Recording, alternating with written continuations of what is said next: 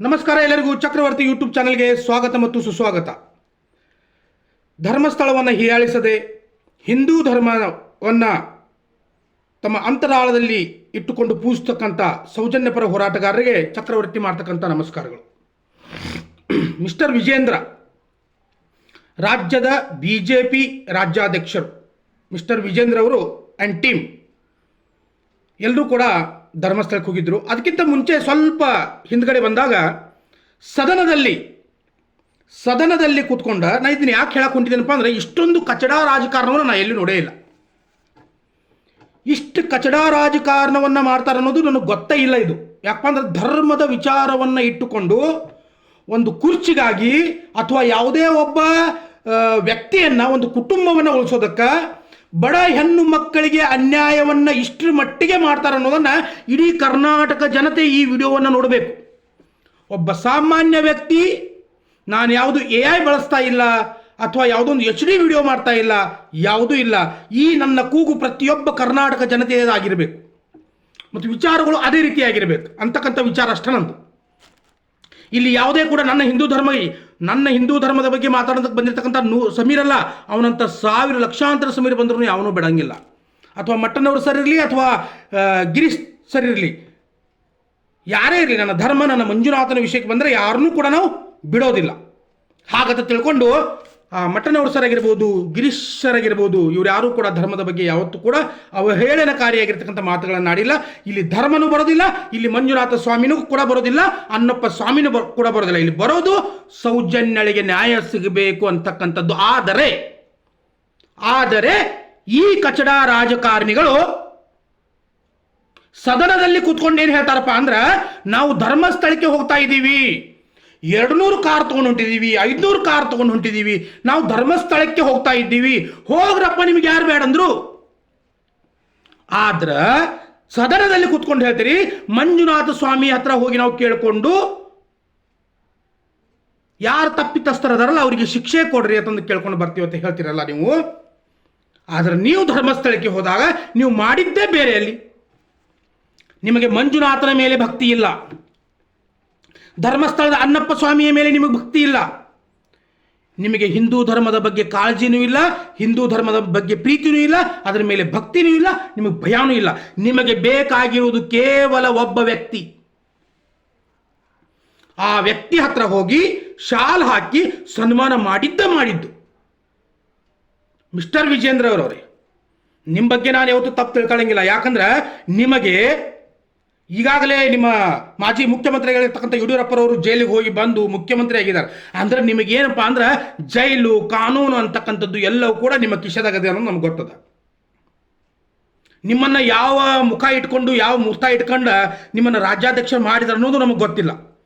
Mister Vijendra ಅವರೇ, ಧರ್ಮಸ್ಥಳದ ಬಗ್ಗೆ ಅಂದರೆ ಧರ್ಮಸ್ಥಳ ಅಲ್ಲ, ತಪ್ಪು, ಧರ್ಮಾಧಿಕಾರಿಗಳ ಬಗ್ಗೆ ಇರತಕ್ಕಂಥ ಪ್ರೀತಿ ಕಾವೇರಿ ವಿವಾದದಲ್ಲಿ ಯಾಕಿರಲಿಲ್ಲ? ಧರ್ಮಸ್ಥಳದ ಮೇಲೆ ಇರತಕ್ಕಂಥ ಪ್ರೀತಿ ಶಿಕ್ಷಕರ ನೇಮಕಾತಿ ಆಗಬೇಕಾದ್ರೆ ಯಾಕಿರಲಿಲ್ಲ? ಧರ್ಮಸ್ಥಳದ ಮೇಲೆ ಇರತಕ್ಕಂಥ ಪ್ರೀತಿ KSRTC ನೌಕರಸ್ಥರು ಸಂಬಳಕ್ಕಾಗಿ ಹೋರಾಟ ಮಾಡ್ತಾ ಇದ್ರಲ್ಲ ಆವಾಗ ಯಾಕಿರಲಿಲ್ಲ? ಧರ್ಮಸ್ಥಳದ ಮೇಲೆ ಇರತಕ್ಕಂಥ ಪ್ರೀತಿ ಆ ಮಹದಾಯಿ ಯೋಜನೆ ನಡೀತಾ ಇತ್ತಲ್ಲ ಆವಾಗ ಯಾಕಿರಲಿಲ್ಲ ನಿಮಗೆ? ಧರ್ಮಸ್ಥಳದ ಮೇಲೆ ಇರತಕ್ಕಂಥ ಪ್ರೀತಿ ಸೌಜನ್ಯ, ಅದೇ ಧರ್ಮಸ್ಥಳ ಗ್ರಾಮಸ್ಥಳು ಅತ್ಯಾಚಾರವಾಗಿ ಹೆಣವಾಗಿ ಬಿದ್ದಿದ್ದಲ್ಲ, ಅವಳ ಪರವಾಗಿ ಯಾಕಿಲ್ಲ ನಿಮ್ಮದು? ಮಿಸ್ಟರ್ ವಿಜೇಂದ್ರ ಅವರವರೇ, ಕಚಡ ರಾಜಕಾರಣವನ್ನು ದಯವಿಟ್ಟು ಮಾಡೋದಕ್ಕೆ ಹೋಗಬೇಡ್ರಿ. ನೀವು ಸದನದಲ್ಲಿ ಕೂತ್ಕೊಂಡು ಹೇಳ್ತೀರಿ ನಾವು ರಾಜಕಾರಣವನ್ನು ಮಾಡ್ತಾ ಇಲ್ಲ. ರಾಜಕಾರಣವನ್ನು ನೀವು ಮಾಡ್ತಾ ಇಲ್ಲಂದ್ರೆ ನೀವು ಧರ್ಮಸ್ಥಳ ಮಂಜುನಾಥನಿಗೆ ಮಾತ್ರ ಹೋಗಬೇಕಾಗಿತ್ತು. ಇಡೀ ರಾಜ್ಯ, ಇಡೀ ದೇಶ ಆ ಧರ್ಮಾಧಿಕಾರಿಗಳ ವಿರುದ್ಧವಾಗಿ ಮಾತಾಡ್ತಾ ಇದ್ದಾರೆ.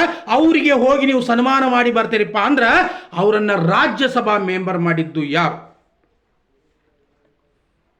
ಅನ್ನೋ ಪ್ರಶ್ನೆ ಉದ್ಭವ ಆಗ್ತದ. ಆ ಧರ್ಮಸ್ಥಳದ ಧರ್ಮಾಧಿಕಾರಿಗಳ ತಂದೆ ಅವರು ಕಾಂಗ್ರೆಸ್ ಪಕ್ಷದಲ್ಲಿದ್ದರು, ಇವರು BJP ಅವರು.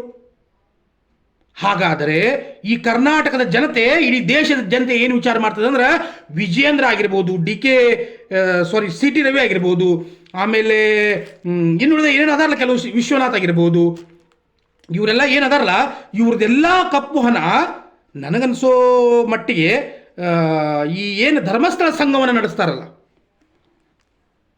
ಬಡ್ಡಿ ವ್ಯವಹಾರ ಅಂತಕ್ಕಂಥದ್ದು ಏನದಲ್ಲ, ಇದರಲ್ಲಿ ಏನಾದರೂ ಏನ ಅಂತಕ್ಕಂಥ ಯಕ್ಷ ಪ್ರಶ್ನೆ ಮೂಡ್ತದೆ ನಮ್ಮಲ್ಲಿ.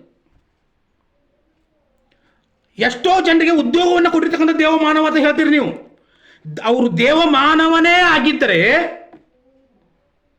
ಧರ್ಮಸ್ಥಳಕ್ಕೆ ಜಾಗ ಇಲ್ಲ, ಸರ್ಕಾರದಿಂದ ಯಾಕೆ ಜಾಗವನ್ನು ಪಡ್ಕೊಳ್ತಾ ಇದ್ರು? ಲಕ್ಷಾಂತರ ರೂಪಾಯಿ ವಿದ್ಯಾರ್ಥಿಗಳ ಕಡೆಯಿಂದ ಫೀಸನ್ನು ಯಾಕೆ ತಗೊಳ್ತಾ ಇದ್ರು ಅವ್ರ ಕಾಲೇಜ್ ಕಡೆಯಿಂದ? ದೇವಮಾನವರಂದ್ರೆ ಯಾರ್ರಿ? ಮಿಸ್ಟರ್ ವಿಜೇಂದ್ರ ಅವರು. ಕಾಮ ಕ್ರೋಧ ಮದ ಮಸ್ತರವನ್ನು ಅರಿಷಡ್ವರ್ಗವನ್ನು ಬಿಟ್ಟವನು ದೇವಮಾನವ. ಎಲ್ಲವನ್ನ ಮೈಗೂಡಿಸಿಕೊಂಡಿರ್ತಕ್ಕಂಥ ವ್ಯಕ್ತಿ. ರಾಜಕೀಯ ಆಸೆನೂ ಅದ, ಕುರ್ಚಿಯ ಆಸೆನೂ ಅದ, ಹಣದ ಆಸೆನೂ ಅದ, ಕಾಮ ಅಂತಕ್ಕಂಥದ್ದು ಕೂಡ ಅದ. ಎಲ್ಲ ಆಸೆ ಆಕಾಂಕ್ಷೆ ದುರಾಸೆಗಳನ್ನ ಮೈಗೂಡಿಸ್ಕೊಂಡಿರ್ತಕ್ಕಂಥ ಒಬ್ಬ ನಮ್ಮ ಥರ ಒಬ್ಬ ಸಾಮಾನ್ಯ ವ್ಯಕ್ತಿ ಅವರು. ಅವರಿಗೆ ನೀವು ದೇವಮಾನವ ಅನ್ನೋಕ್ಕಿಂತನೂ ಕೂಡ ಒಬ್ಬ ಪೂಜಾರಿ ಅಂದಿದ್ರೆ ನಡೀತಿತ್ತಲ್ಲ. ಜೈನ ಧರ್ಮದ ವ್ಯಕ್ತಿ ಪೂಜಾರಿಯಾಗಿ ಹಿಂದೂ ಧರ್ಮವನ್ನು ಪೂಜೆ ಮಾಡಾಕದಾನೆ, ಹಿಂದೂ ಧರ್ಮದ ದೇವರನ್ನು ಪೂಜೆ ಮಾಡ್ತಾ ಇದ್ದಾರೆ. ಇಲ್ಲಿ ಯಾರೂ ಕೂಡ ಹಿಂದೂ ಧರ್ಮದ ಬಗ್ಗೆ ಮಾತಾಡಿಲ್ಲ, ಯಾರೂ ಕೂಡ ಮಂಜುನಾಥ ಸ್ವಾಮಿಯ ಬಗ್ಗೆ ಮಾತಾಡಿಲ್ಲ, ಯಾರು ಕೂಡ ಅನ್ನಪ್ಪ ಸ್ವಾಮಿಯ ಬಗ್ಗೆ ಮಾತಾಡಿಲ್ಲ. ಆದರೆ ನೀವ್ಯಾಕೆ ರಾಜಕೀಯವನ್ನು ಮಧ್ಯದಲ್ಲಿ ತಗೊಂಡು ಬರ್ತೀರಿ? ಕರ್ನಾಟಕದಲ್ಲಿ ನಿರುದ್ಯೋಗ ತಾಂಡವಾಡ್ತಾ ಇದೆ. ಕರ್ನಾಟಕ ರಾಜ್ಯವನ್ನು ಬಿಟ್ಟ ಬೇರೆ ರಾಜ್ಯಗಳಿಗೆ ಕೆಲಸಕ್ಕೆ ಹೊಂಟಿದ್ದಾರೆ. ಎಷ್ಟೋ ಎಮ್.ಎಡ್ ಆಗಿರ್ತಕ್ಕಂಥ ವ್ಯಕ್ತಿಗಳು, PhD ಆಗಿರ್ತಕ್ಕಂಥ ವ್ಯಕ್ತಿಗಳು ನರೇಗಾ ಅಂತಕ್ಕಂಥ ಕೆಲಸಕ್ಕೆ ಹೋಗ್ತಾ ಇದ್ದಾರೆ, ಸಣ್ಣ ಹೋಟೆಲ್ಗಳನ್ನ ಇಡ್ತಾ ಇದ್ದಾರೆ. ಕೊರೋನಾ ಸಮಯದಲ್ಲಿ ಒಬ್ಬ ಶಿಕ್ಷಕ 20 ವರ್ಷಗಳ ಕಾಲ ಸೇವೆಯನ್ನು ಸಲ್ಲಿಸಿರ್ತಕ್ಕಂಥ ಒಬ್ಬ ಶಿಕ್ಷಕ ಸಾಶಿ ಶಾಲೆಯಲ್ಲಿ ಚಪ್ಪಲ್ ಮಾರಾಕತ್ತಿದ್ದ, ಕಣ್ಣು ಮುಂದೆ ಚಪ್ಪಲ್ ಮಾರಾಕತ್ತಿದ್ದ. ಒಂದು ಎಕ್ಸೆಲ್ ಗಾಡಿ ಇಟ್ಕೊಂಡು ಚಪ್ಪಲ್ ಮಾರ್ತಾ ಇದ್ದ. ಇಂಥ ನಿರುದ್ಯೋಗ ತಾಂಡವಾಡ್ತಿರ್ಬೇಕಾದ್ರೆ ಸದನದಲ್ಲಿ ಕೂತ್ಕೊಂಡು ಒಬ್ಬ ವಿಪಕ್ಷ ನಾಯಕನಾಗಿ ಅಶೋಕ್ ಪ್ರಶ್ನೆ ಮಾಡುವುದನ್ನು ಬಿಟ್ಟು ಟಿವಿ ಚಾನೆಲ್ಗಳಲ್ಲಿ ಸದನದ ಬಗ್ಗೆ ಯಾರು ತೋರಿಸ್ತಾ ಇಲ್ಲ. ಯಾಕೆ ತೋರಿಸ್ಬೇಕು? ನಿಮ್ಮದು ಏನಂತ ತೋರಿಸ್ಬೇಕು ನಿಮ್ದು ಘನಂದಾರಿ ಕೆಲಸವನ್ನ? ನಿರುದ್ಯೋಗ ತಾಂಡವಾಡ್ತದ, ಹೆಣ್ಮಕ್ಳ ಮೇಲೆ ಅತ್ಯಾಚಾರ ಅನಾಚಾರಗಳು ನಡೆದವ. ನೀವು ಧರ್ಮವನ್ನ ಇಟ್ಟುಕೊಂಡು, ಧರ್ಮಕ್ಕಿಂತ ಮನುಷ್ಯತ್ವಕ್ಕೆ ಬೆಲೆ ಜಾಸ್ತಿ ಈ ಸಮಾಜದಲ್ಲಿ. ಇಲ್ಲಿ ಕೇವಲ ಒಬ್ಬ ಧರ್ಮೀಯನಿಂದ ನೀವು ಆಯ್ಕೆಯಾಗಿ ಬಂದಿರುವುದಿಲ್ಲ. ಸರ್ವ ಜನಾಂಗದ ಶಾಂತಿಯ ತೋಟ ನಿಮಗೆ ಮತ್ತೆ ಹಾಕಿದಾಗ ನೀವು ಆಯ್ಕೆಯಾಗಿ ಬಂದಿರ್ತೀರಿ. ಹೇಳ್ರಿ ನಿಮಗೆ ತಾಕತ್ತ ಇದ್ರ, ಹೇಳ್ರಿ ನಿಮಗೆ ತಾಕತ್ತ ಇದ್ರ. Mister Vijendra Ashok, C T ರವಿನೋ PP ರವಿನೋ ವಿಶ್ವನಾಥ್, ಹೇಳ್ರಿ ನೀವೆಲ್ಲರೂ. ನಮಗೆ ಕೇವಲ ಹಿಂದೂ ಧರ್ಮದ ಮತಗಳು ಮಾತ್ರ ಬೇಕು. ನಮಗೆ ಮುಸ್ಲಿಂ ಬೇಡ, ಕ್ರಿಶ್ಚಿಯನ್ ಬೇಡ, ಬೇರೆ ಯಾವುದೇ ಧರ್ಮದ ಮತಗಳು ನಮಗೆ ಬೇಡ. ಅವ್ರು ನಮಗೆ ಮತ ಹಾಕೋದು ಬೇಡ, ಅವ್ರು ನಮಗೆ ವಿರೋಧ ಆದಾರು. ನಮಗೆ ಕೇವಲ ಹಿಂದೂ ಧರ್ಮದ ಮತಗಳು ಮಾತ್ರ ಬೇಕಂತಂದು ನೀವು ಬಹಿರಂಗವಾಗಿ ಹೇಳ್ರಿ ನೋಡೋಣ. ಯಾರೋ ಒಬ್ರು ಒಂದು ಹೆಣ್ಣು ಮಗಳಿಗೆ ಅತ್ಯಾಚಾರ ಆಗಿದೆ, ಅದ್ರ ಪರವಾಗಿ ಹೋರಾಟ ಮಾಡ್ತಾರಂದ್ರೆ ತನಿಖೆ ಮಾಡೋದು, ಹೋರಾಟ ಮಾಡೋದು. ಮಿಸ್ಟರ್ ವಿಜೇಂದ್ರ, ಮೊದಲು ಕನ್ನಡ ಸರಿಯಾಗಿ ಮಾತಾಡೋ ಕಲ್ಕೊರಿ. ನೀವು ಧರ್ಮಸ್ಥಳಕ್ಕೆ ಹೋಗಿರ್ತೀರಿ, ಅಲ್ಲಿ ಸನ್ಮಾನ ಮಾಡ್ತೀರಿ, ಮೀಡಿಯಾ ಮುಂದೆ ನಿಂತು ಭಾಷಣ ಬಿಗಿತೀರಿ. ಆ ವಿಶ್ವನಾಥ್ ಅವನಿಗೆ ಯಾವ ರೀತಿ MLA ಆಗ್ಯಾನ ಅನ್ನೋದು ಒಂದು ಗೊತ್ತಿಲ್ಲ. ನಾವು ಸುಮ್ಮನೆ ಬಿಡೋದಿಲ್ಲ ಅಂತ ಹೇಳ್ತಾನೆ. ನಾವು ಸುಮ್ಮನೆ ಬಿಡೋದಿಲ್ಲ. ಒಬ್ಬ ಶಾಸಕನಾಗಿ, ಒಬ್ಬ ಜನಪ್ರತಿನಿಧಿಯಾಗಿ ಪ್ರಜಾಪ್ರಭುತ್ವ ವ್ಯವಸ್ಥೆಯಲ್ಲಿ ಒಬ್ಬರಿಗೆ ಧಮಕಿ ಕೊಡ್ತಾನಂದ್ರೆ ಈ ಎಂಥ ಶಾಸಕ ಇರಬೇಕು ವಿಶ್ವನಾಥ್? ಆ ಧರ್ಮಸ್ಥಳದ ಮಂಜುನಾಥನ ಹತ್ರ ಹೋಗಿ ಬಂದ್ರಿ, ಓಕೆ, ಒಪ್ಕೊಟ್ಟೆ. ನಾನು ಹುಟ್ಟಿದಾಗಿಂದ 25 ಸಾರಿ ಹೋಗಿ ಬಂದೀನಿ. ನಿಮ್ಮ ಹಂಗೆ ರಾಜಕೀಯ ಬೇಳೆ ಬೇಯಿಸ್ಕೊಳಕ್ಕಲ್ಲ, ಅಥವಾ ಯಾವುದೋ ಒಂದು ಆಮಿಷಗಳಿಂದ ಅಲ್ಲ. ಧರ್ಮಸ್ಥಳ ಮಂಜುನಾಥನ ಆಶೀರ್ವಾದದಿಂದ ಹುಟ್ಟಿರ್ತಕ್ಕಂಥ ವ್ಯಕ್ತಿ ನಾನು. ನನ್ನ ಹೆಸರು ಮಂಜುನಾಥ. ಹೋಗಿ ಬಂದಿದ್ದೀನಿ ನಾನು. ನನ್ನ ಹಿಂದೂ ಧರ್ಮದ ಮೇಲೆ ಯಾವತ್ತು ಸದಾ ಪ್ರೀತಿ ಇರ್ತದ. ಧರ್ಮಸ್ಥಳದ ಮಂಜುನಾಥನ ಹೆಸರು ಕೂಡ ನನಗದ. ರಾಜಕೀಯ ಬೇಳೆವನ್ನು ಬೀಸ್ಕೊಳಕ್ ಹೋಗೋದಿಲ್ಲ. ಇಷ್ಟೆಲ್ಲ ಜನ ಹೋಗಿದ್ರಲ್ಲ, ಸೌಜನ್ಯನ ಮನೆಗೆ ಹೋಗಿ ಬರಬೇಕಾಗಿತ್ತು. ಅದೇ ಧರ್ಮಸ್ಥಳ ಗ್ರಾಮದಲ್ಲಿ ಸೌಜನ್ಯನ ಮನೆ ಅದೇ ಅದಲ್ಲ, ಅಲ್ಲಿ ಹೋಗಿ ಬರಬೇಕಾಗಿತ್ತು. ಸಾಂತ್ವನ ಒಂದು ಹೇಳಿ ಬರಬೇಕಾಗಿತ್ತು. ಆ ಒಂದು ಬಡ ಹೆಣ್ಣು ಮಗಳಿಗೆ ಹೇಳಿ ಬರಬೇಕಾಗಿತ್ತು. ನೀವು ಆ ಸೌಜನ್ಯ ತಾಯಿಗೆ ತನಿಖೆ ಮಾಡಕ್ ಹಸ್ತಿ ಅಂತ ಹೇಳಬೇಕಾಗಿತ್ತು. ಸತ್ಯಾಸತ್ಯತೆಗಳನ್ನ ತಿಳ್ಕೊಳ್ತೀವಿ ಅಂತ ಹೇಳಬೇಕಾಗಿತ್ತು. ನನ್ನ ಹಿಂದೂ ಧರ್ಮವನ್ನು ಮುಂದಿಟ್ಟುಕೊಂಡು ಹಿಂದೂ ಧರ್ಮವನ್ನು ಅಪವಿತ್ರ ಮಾಡಕ್ ಹೊಂಟಿದ್ದೀರಿ. ಮಿಸ್ಟರ್ ವಿಜೇಂದ್ರ, ನಿಮ್ಮ ಜೀವನದಲ್ಲೇ ಯಾವತ್ತೂ ಕೂಡ ಬಿಜೆಪಿ ಪಕ್ಷ ಆಡಳಿತಕ್ಕೆ ಬರೋದಿಲ್ಲ. ಇನ್ನು ಮುಂದೆ ಯಾವತ್ತೂ ಬರೋದಿಲ್ಲ. ನಾನಂತೂ ನಿಮಗೆ ಜೀವನದಾಗ ಯಾವತ್ತೂ ಓಟ್ ಹಾಕೇ ಇಲ್ಲ, ಅದಂತೂ ಬೇರೆನ ಮಾತ. ನಿಮ್ಗೆ ಹಾಕೋದೂ ಇಲ್ಲ.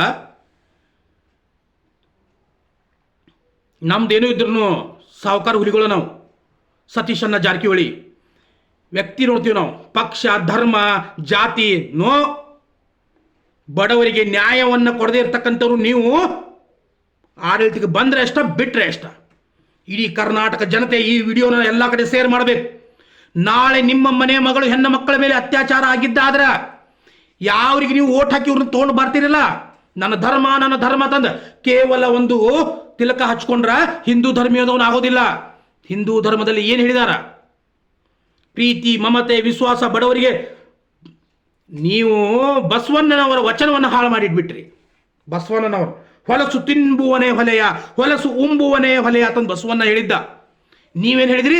ಚಿಕನ್ ತಿಂದವ, ಮಟನ್ ತಿಂದವ, ಏಡಿ ತಿಂದವ, ಮೀನಾ ತಿಂದವ, ಹೊಲೆ ಅಂತಂದು ಬಿಸಿಬಿಟ್ರಿ ನೀವು. ಯಾಕ SC ST ಸಮಾಜದವರು ಹಿಂದೂ ಧರ್ಮದವರಲ್ಲ ಅಲ್ಲ? ಅವರು ತಾಕತ್ತ ಇದ್ರೆ ಮಿಸ್ಟರ್ ವಿಜೇಂದ್ರ ಅವರು SC ST ಜನರನ್ನ ಎಷ್ಟೋ ಮೇಧಾವಿಗಳು ಪಂಡಿತರದಾರ, ಅದರಲ್ಲಿ ಧರ್ಮಸ್ಥಳದ ಪೂಜಾರಿಯನ್ನಾಗಿ ನೇಮಕ ಮಾಡ ನೋಡೋಣ. ಹೋಗ್ಲಿ, ಒಬ್ಬ ಹಿಂದೂ ಧರ್ಮದವನನ್ನ ಮಾಡ ನೋಡೋಣ. ಅಲ್ಲಿ ಮುಖ್ಯಸ್ಥ ನೋಡೋಣ, ಒಬ್ಬ ಹಿಂದೂ ಧರ್ಮದವನ ಮಾಡ ನೋಡೋಣ. ಬಸವಣ್ಣನವ್ರು ಹೇಳಿದ್ರು ಹೊಲಸು ಉಂಬುವನೇ ಹೊಲೆ ಆತಂದು. ಅದರ ಅರ್ಥ ಚಿಕನ್ನ ಮಟನ್ನ ಮೇನ ತಿನ್ನವ ಅಲ್ಲ. ಯಾರು ಮನೆಗೆ ಬಂದಿರತಕ್ಕಂಥ ಅತಿಥಿಯನ್ನು ಸತ್ಕಾರ ಮಾಡುವುದಿಲ್ಲವೋ, ಯಾವ ವ್ಯಕ್ತಿ ಮನೆಗೆ ಬಂದಿರತಕ್ಕಂಥ ಭಿಕ್ಷುಕನಿಗೆ ಅರ್ಧ ರೊಟ್ಟಿಯನ್ನು ಕೊಡುವುದಿಲ್ಲವೋ, ಯಾವ ವ್ಯಕ್ತಿ ಚಿಕ್ಕ ಮಕ್ಕಳನ್ನ ಪ್ರೀತಿಯಿಂದ ಕಾಣುವುದಿಲ್ಲವೋ, ಯಾವ ವ್ಯಕ್ತಿ ಬಡಬಗ್ಗರಿಗೆ ದಾನ ಧರ್ಮವನ್ನು ಮಾಡುವುದಿಲ್ಲವೋ ಅವನು ನಿಜವಾದ ಹೊಲೆಯ ತಂದ್ರು. ಅಂತ ಬಸವಣ್ಣನನ್ನ ಹಾಳು ಮಾಡಿದ್ದೀರಿ ನೀವು. ಅವನ ವಚನಗಳನ್ನು ಹಾಳು ಮಾಡಿದ್ದೀರಿ. ಯಾವ ಹಿಂದೂ ಧರ್ಮವನ್ನು ಇಟ್ಕೊಂಡು ಬರ್ತೀರಿ ನೀವು? ನಿಮ್ಗೆ ನೈತಿಕತೆ ಇಲ್ಲ ಹಿಂದೂ ಧರ್ಮದ ಬಗ್ಗೆ ಮಾತನಾಡುವುದಕ್ಕೆ. ನನ್ನ ಹಿಂದೂ ಧರ್ಮ, ನನ್ನ ಸನಾತನ ಧರ್ಮ. ಶ್ರೀಕೃಷ್ಣ ಪರಮಾತ್ಮ ಕಣ್ಮರೆಯಾದಾಗ ಹಿಂದೂ ಧರ್ಮ ಹಾಳಾಗಲಿಲ್ಲ. ಶ್ರೀರಾಮಕೃಷ್ಣ ಕಣ್ಮರೆಯಾದಾಗ ಹಿಂದೂ ಧರ್ಮ ಹಾಳಾಗಲಿಲ್ಲ.